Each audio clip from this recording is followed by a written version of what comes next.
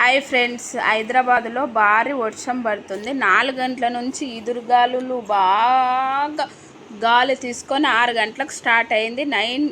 9 గంటల దాకా వర్షమే పడుతుంది ఫ్రెండ్స్. చల్లగా ఉంది వాతావరణము. కరెంటు పోయింది. వేడివేడిగా ఏమన్నా చేసుకుందాం చల్లగా ఉందని కిచెన్లోకి వెళ్ళి టమాటా ఆలుగడ్డ బిర్యానీ చేద్దామని వెళ్ళాను.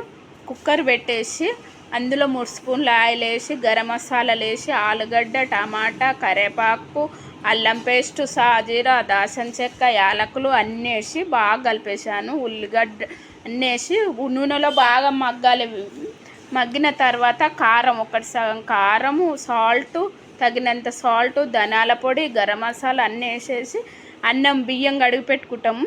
బియ్యం కడుక్కునేవన్నీ వేసి కలిపేసేయాలి. దాంట్లో తగినన్ని వాటర్ పెట్టి కుక్కర్ మూత పెట్టేసేయాలి. కుక్కర్ మూత 2 విజిల్ పెడితే చాలు. మళ్ళీ ఎక్కువ పెడితే మెత్తగా అయిపోతుంది అన్నము. ఇంకో బిర్యానీ రెడీ. టమాటా ఆలుగడ్డ బిర్యానీ రెడీ. ఓకే.